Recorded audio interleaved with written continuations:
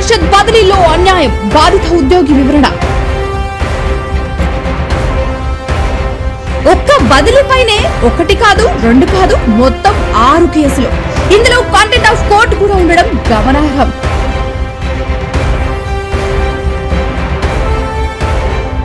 ఐదేళ్లు దాటిన foreign service ఉద్యోగులను సొంత డిపార్ట్మెంట్ లో కొనసాగితే రిమూవ్ ఫ్రమ్ సర్వీస్ అనే ఆర్డర్ ని కూడా లెక్క చేయకుండా కొనసాగిస్తున్న వైనం.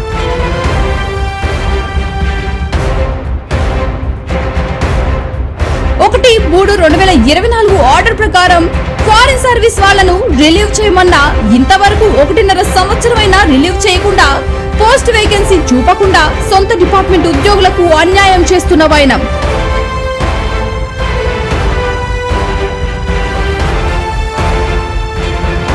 వేకెన్సీ చూపమన్నా చూపకుండా బాధిత ఉద్యోగిని ఇతర జిల్లాకు బదిలీ చేసినందుకు న్యాయం కోసం కోర్టుకు వెళ్లగా దాదాపుగా నెల దాటిన ఉద్యోగిని సతాయిస్తున్న డైరెక్టర్ ఆఫ్ సెకండ్ హెల్త్ అధికారి.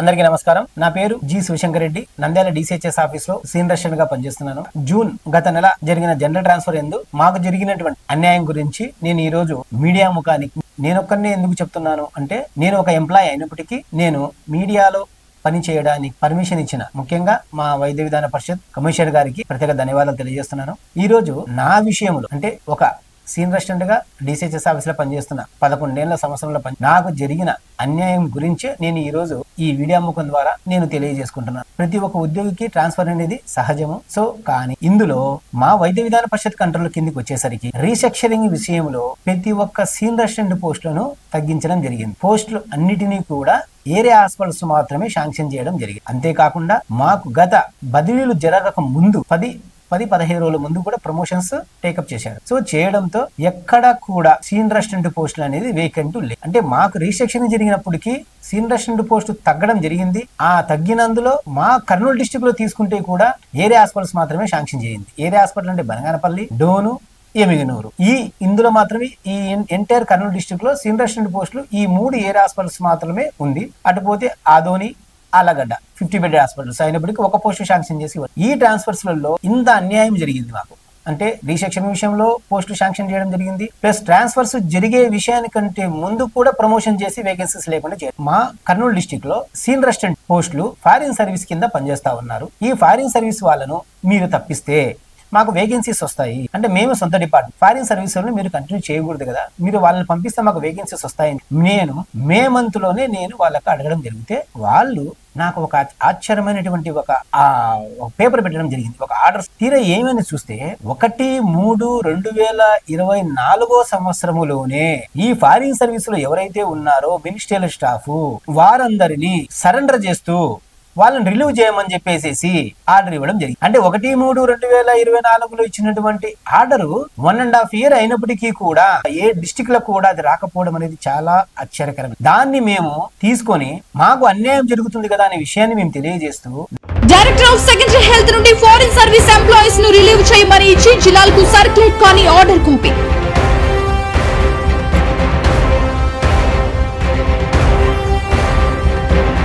బాధిత ఉద్యోగి ఫారిన్ సర్వీస్ ఎంప్లాయీస్ ను రిలీవ్ చేయమని డైరెక్టర్ ఆఫ్ సెకండరీ హెల్త్ కు రిక్వెస్ట్ చేసిన కాపీ.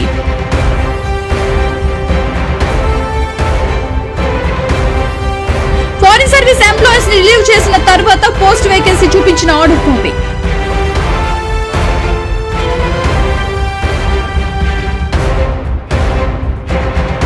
బాధిత ఉద్యోగి స్పౌస్ కేసు కింద దగ్గర ప్లేస్ కు వేయమని చెప్పిన high court order copy.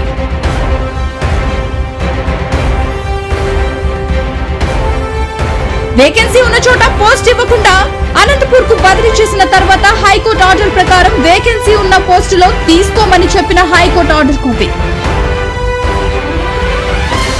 Foreign service employees ని రిలీవ్ చేసి 9 రోజుల తర్వాత మళ్లీ రీజాయిన్ చేసుకున్న కాపీ.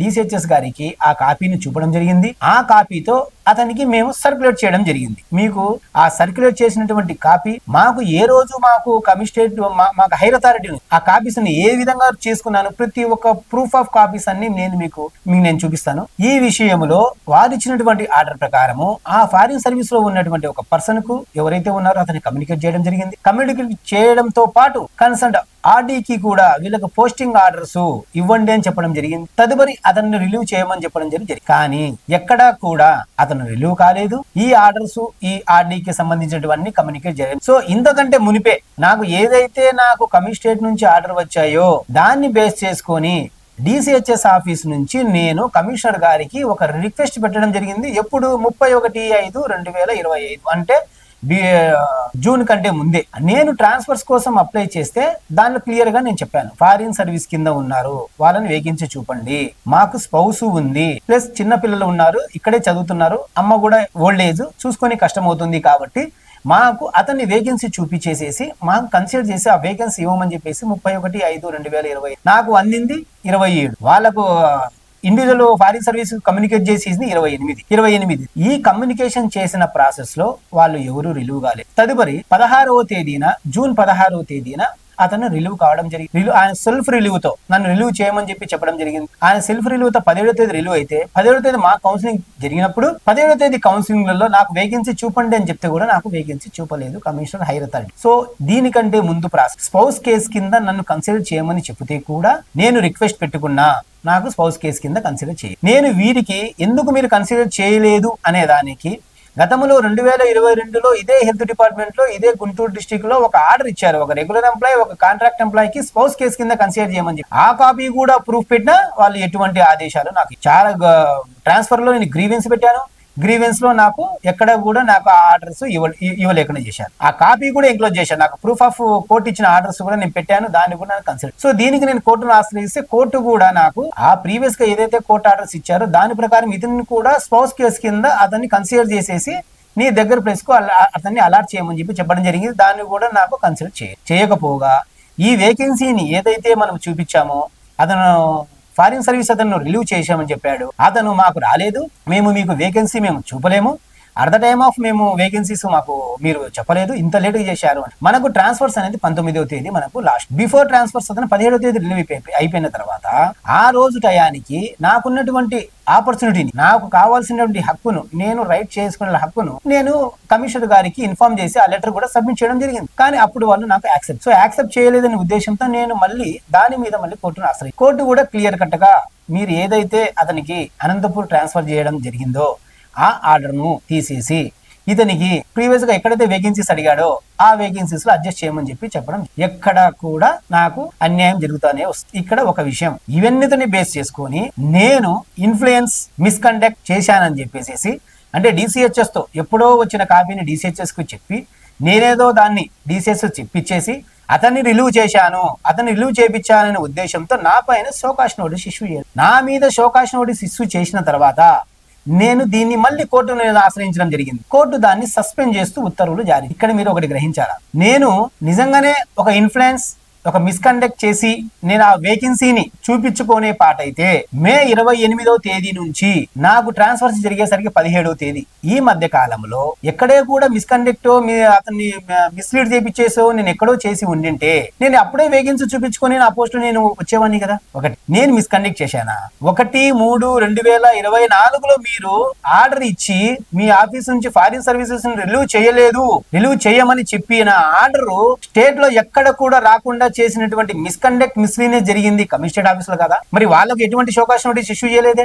నిజంగానే నేను మిస్కండక్ట్ మిస్లీనియస్ చేసిన పాటైతే 35/2025లో నేను మీకు కమిషనరేట్ కు నేను రిప్రజెంటేషన్ పెట్టానే. మరి నిజంగానే నేను మీరు మిస్కండక్ట్ మిస్లీనియస్ చేసే పాటైతే మీకు నేను ఎందుకు రిప్రజెంటేషన్ పెట్టాను? నేను మీకు ఎవరికి చెప్పకుండా నేను డిసిహెచ్ఎస్ తోనే వాళ్ళని పెట్టుకుని వేకెన్సీని క్రియేట్ చేసుకునేవాడిని కదా. మరి 35/2025లో మీకు పెట్టినటువంటి రిప్రజెంటేషన్ లో నాకు ఇది మేము చేయనీకి లేదు, ఇది నువ్వు చేయాలా, ఇది చేయకూడదు, నీకు రైట్ లేదు అనే విషయాన్ని మీరు నాకేమైనా ఇన్ఫర్మేషన్ ఇచ్చారా? అప్ టు 17వ తేదీ వరకు నాకు ఎటువంటి ఇన్ఫర్మేషన్ మిస్కండక్ట్ మిస్లీడ్ ఆ పేపర్ ను దాచిపెట్టి ఆ పేపర్ ను రాకుండా చేసింది మీరా నేనా? దీనిలో ఇంకొక విషయం, 5 ఏళ్లు కంటిన్యూషన్ ఆఫ్ సర్వీసెస్ 5 years ఎవరైతే ఫారిన్ సర్వీసెస్ వాళ్ళు పనిచేస్తున్నారో వాళ్ళు రిమూవ్ ఫ్రమ్ సర్వీస్ అని చెప్పేసి రూల్ చెప్తాం. రిమూవ్ ఫ్రమ్ సర్వీసెస్ అనేది పక్కన పెడతాం, కనీసం 5 years దాటిన తర్వాత డీమ్డ్ టు వేకెంట్ అని చూపించాలని మినిమం నాలెడ్జ్ కూడా లేకుండా ఈ రోజు సొంత పేరెంట్ డిపార్ట్మెంట్ అయినటువంటి నన్నే ఇంత హింసిస్తున్నారు. ఈ రోజు వేకెన్సీ లేదని చెప్పేసి నన్ను ఈ రోజు చేయడం, ఇదంతా ఒక ఎత్తు అయితే ఎప్పుడైతే 17వ తేదీ రిలీవ్ అయినటువంటి ఒక ఫారిన్ సర్వీసెస్ అతను 17వ తేదీ నుంచి 25వ తేదీ వరకు అతను రిలీవ్ అయిపోయి ఆర్డీ ఆఫీస్ లో పోయిన తర్వాత ఆర్డీ ఆఫీస్ లో అక్కడ ట్రాన్స్ఫర్ జరగడం, దానికి పోస్టింగ్ లేక వెయిట్ చేస్తా ఉన్నాను. నాకు కోర్టు ఆర్డర్స్ వచ్చినప్పుడు అతని మళ్ళీ తిరిగి 25వ తేదీ డ్యూటీలో జాయిన్. అంటే ఒక DCHS కే నువ్వు ఫారిన్ సర్వీస్ కింద రిలీవ్ చేయనీకి నీకు పర్మిషన్ లేదు, నీకు అర్హత లేదు అని చెప్పిన వాళ్ళు మరి రిలీవ్ అయిన ఫారిన్ సర్వీస్ పర్సన్ ని తీసుకొచ్చి జాయిన్ చేసుకునేటువంటి రైట్ ఉందే? మరి అది వాళ్ళే చెప్పాలి. ఏ టైంలో జాయిన్ చేసినారు, ఎప్పుడు జాయిన్ చేసినారని విత్ ప్రూఫ్ మేము కోర్టుకు సబ్మిట్ చేయాలి.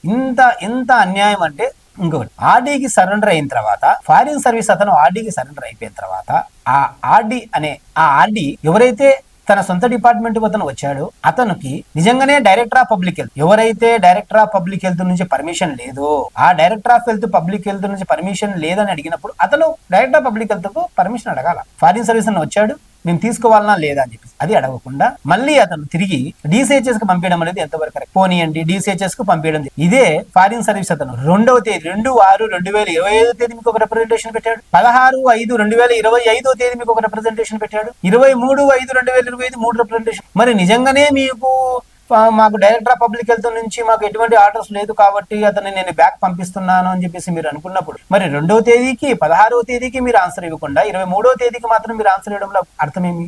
అంటే ఇతన్ని తీసుకొచ్చి పెడితే నాకు పోస్టింగ్ ఇవ్వనీకి ఆపొచ్చు, డిలే చేయొచ్చు, నన్ను సతాయి అనేది మీ ఒక ఐడియా, ఒక గూడుపుటాని. మీరు చేసేది గూడుపుటానే, నేను చేసే గూడుపుటానే. ఫస్ట్ ఏదైతే 1/3/2024లో ఏదైతే ఆర్డర్ ఇచ్చారో కమిషనర్ గారు, గత కమిషనర్ గారు డైరెక్టర్ ఆఫ్ పబ్లిక్ హెల్త్ కు ఆర్డర్ ఇచ్చి డైరెక్టర్ ఆఫ్ పబ్లిక్ హెల్త్ నుంచి ఆర్డీకి పోస్టింగ్ ఇస్తూ తర్వాత DCHS ని రిలీవ్ చేయమని. మరి ఆ ప్రాసెస్ 1.5 years జరగలేదు. ఆ జరిగిన ప్రాసెస్ ను నేను ముందే మీకు జరగాల్సింది జరగలేదు, అతన్ని రిలీవ్ చేయండి అనే విషయాన్ని నేను మీకు రిప్రజెంటేషన్ ద్వారా 31/5/2025 నేను చెప్పాను. నేను ఎక్కడ కూడా మిస్లీడ్ చేయలేదే, మిస్గైడ్ చేయలేదే. ఇలా ట్రాన్స్ఫర్స్ బదిలీలలో చాలా అన్యాయాలు జరిగాయి. అంటే 17వ తేదీ నుంచి 25వ తేదీ వరకు ఒక పర్సన్ లేని పర్సన్ ని తీసుకొచ్చి జాయిన్ చేసి మళ్ళీ దీనికి మాకు వేకెన్సీ లేదు, ఫస్ట్ ఏమో వేకెన్సీ ఉందని చెప్పారు, మళ్ళీ ఇప్పుడు ఏమో వేకెన్సీ లేదు, పర్సన్ మాకు దగ్గర ఫిల్అప్ అయ్యాడని చెప్పి ఆ ఆర్డర్ తో నాకు స్పీకింగ్ ఆర్డర్స్ ఇచ్చారు. అంటే పోస్ట్ వేకెన్సీ లేదు అని చూడండి. అంటే ఈ గ్యాప్ పీరియడ్ లో ఈ దాదాపు 8 రోజులు 9 రోజులు గ్యాప్ పర్సన్ జాయిన్ చేయి, ఈ 8-9 రోజులు కూడా పర్సన్ ఉన్నాడు, మా దగ్గర వేకెంట్ లేదని చెప్పేసి చూపించినటువంటి దానిపైన నేను మళ్ళీ కోర్టును ఆశ్రయించడం జరిగింది. దీని మీద WP వేశాను, కోర్టు ధిక్కారాన్ని కింద కంటెంప్ట్ కేసు కూడా. ఈ విధంగా చేయడంతో పాటు మళ్ళీ నా పైన ఒక కంప్లైంట్ రైజ్ చేసి ఆ కంప్లైంట్ మీద నా మీద ఎంక్వైరీ కండక్ట్ చేయాలని చెప్పేసి చేశారు. ఎందుకు? ఇన్ని చేసినా కూడా నేను దాటిపోవట్లేదు. సో ఇన్ని మేము చేసినప్పుడు కూడా ప్రతి ఒక్క చోట అడ్డం తగులుతానే ఉన్నాడు. సో ఇతని మీద ఒక కంప్లైంట్ రైజ్ చేసి ఆయన మీద ఏదో ఒక కంప్లైంట్ అని చూపిస్తూ ఆయన్ని ఇక్కడ నుంచి అలిగేషన్స్ క్రియేట్ చేసి ఛార్జ్ ఫ్రేమ్ చేసి పనిష్ చేసేసి ఇక్కడ నుంచి ఇంకా ఎక్కడో కుప్పమో మారుమూల ప్రదేశానికి వేసేసి నాకు ఒక ఇంక్రిమెంట్ 2 ఇంక్రిమెంట్లు 3 ఇంక్రిమెంట్లు కట్ చేయాలని దురుద్దేశంతో వాళ్ళ యొక్క ఇంటెలిజెన్సీతో ఉపయోగించి నా మీద ఎంక్వైరీ చేయాలని చెప్పి దానికి నేను ఒక రిక్వెస్ట్ రాశాను. ఆల్రెడీ నా మీద ఇచ్చినటువంటి మిస్కండక్ట్ మిస్లీడ్ అనే దానిపైన మీరు కోర్టులో సస్పెండ్ చేసి ఈ ఆల్రెడీ ఇప్పుడు మొత్తం టోటల్ గా 5-6 కేసులు నీకు కోర్టులో నడుస్తున్నాయి. ఈవెన్ దో అయినప్పటికీ కూడా నా మీద ఈ రోజు ఎంక్వైరీ కండక్ట్ చేస్తున్నారు, ఇంతవరకు రిజల్ట్ రాలేదు. సో ఈ విధంగా మీరు ఏ విధంగా నా మీద మళ్ళీ మీరు కండక్ట్ చేస్తారు ఎంక్వైరీ అనే విషయానికి నేను ఆ రిప్రజెంటేషన్ ని పక్కన పెట్టి టెంపరీ పోస్ట్ పోన్మెంట్ ఆఫ్ ఎంక్వైరీ, ఇది ఈ రోజు దుశ్చర్య. అంటే ఒక ఎంప్లాయీ పైన, ఒక ఉద్యోగి పైన చిన్న బదిలీ విషయంలో ఇంత నన్ను పర్సనల్ టార్గెట్స్ పెట్టి చేస్తున్నారు. రికార్డ్స్ లో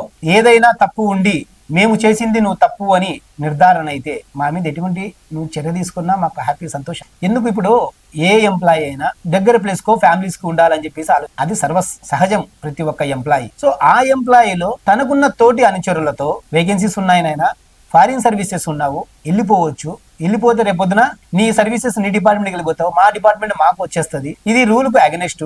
5 years లాంగ్ స్టాండింగ్ దాటిన వాళ్ళు ప్రతి ఒక్కరూ వెళ్ళిపోవాలి. వెళ్ళిపోకపోతే రిమూవ్ ఫ్రమ్ సర్వీస్ ఉంది. అని అవతలి వారి మేము ఎంప్లాయీగా అవతలి వారికి మేము ఇన్ఫార్మ్ చేసుకోవడంలో తప్పులేదు కదా, అతనికి మేము చెప్పుకోవడంలో మేము తప్పులేదు కదా. ఇంత మేము ఇదేదో తప్పు చేసి మేమేదో అక్కడ చేసినామని చెప్పేసి ఈ రోజు మమ్మల్ని పని కట్టుకొని ఈ రోజు సతాయించడం అనేది ఎంతవరకు కరెక్ట్? ఇదే ట్రైబల్ ఏరియాలో ఉన్నటువంటి హెడ్ నర్సులను కూడా జీవో ప్రకారము ఆ ప్లేస్ లో ఎవరు వచ్చేంత వరకు రిలీవ్ చేయకూడదని చెప్పారు. ఈవెన్ ఆ ప్లేస్ లో ఎవరు రాకపోయినప్పటికీ కూడా వాళ్ళని రిలీవ్ చేస్తాం. ఎవరు అడుగుతున్నారు? అడిగితే భయం. ఎక్కడ ఎవరు ఏమి చేస్తారో, మమ్మల్ని ఏ విధంగా ఇబ్బంది పెడతారో అంటే ఉద్యోగస్తులకు గత ప్రభుత్వములో ఉద్యోగస్తులు ఏ విధంగా అయితే భయభ్రాంతులకు గురి చేస్తున్నారో, ఏ విధంగా చేస్తే మమ్మల్ని సస్పెండ్ చేస్తారు, ఏ విధంగా చేస్తే రిమూవ్ చేస్తారు, ఏ విధంగా మమ్మల్ని స్థాయిస్తారు అనే భయభ్రాంతుల ధోరణ ఇప్పటికే ప్రభుత్వ ఉద్యోగులు ప్రతి ఒక్కరికి ఉంది. ఈ రోజు కూడా ఏ ఉద్యోగిని ఏమన్నా మన న్యాయం కోసం పోరాడి మన న్యాయం కోసం ఏ విధంగా మాట్లాడదామంటే కూడా భయం. ఎందుకు? మమ్మల్ని ఏమైనా సస్పెండ్ చేస్తారు, మమ్మల్ని ఏమైనా రిమూవ్ చేస్తారు, మమ్మల్ని ఏమైనా చేస్తారు, మేము ఉద్యోగం చేసుకోవాలని లేదు రేపు పొద్దున ఇంకొక సతాయిస్తారేమని ఒక భయం అనేది ఇంకా ఈ రోజు వరకు ప్రతి ఒక్క ఉద్యోగికి అది మైండ్ సెట్ లో ఫిక్స్ అయిపోయింది. కానీ ప్రతి ఒక్క ఉద్యోగికి మీరు అందుబాటులో ఉండి న్యాయం చేయాలని కోరుకుంటూ Shivashankar Reddy, senior assistant, DCHS office, Nandyal. VVD news టీవీని తక్షణమే సబ్స్క్రైబ్ చేసుకోండి. నోటిఫికేషన్ కోసం బెల్ ఐకాన్ క్లిక్ చేయండి. మరిన్ని అప్డేట్స్ కోసం ప్రతి ఒక్క కుటుంబానికి ఉచిత ప్రకటనలు వచ్చే విధంగా మీకోసం మీ ముందుకు VVD న్యూస్ టీవీని AP ఫైబర్ నందు 99వ ఛానల్ మరియు యూట్యూబ్ నందు వీక్షించెదరు.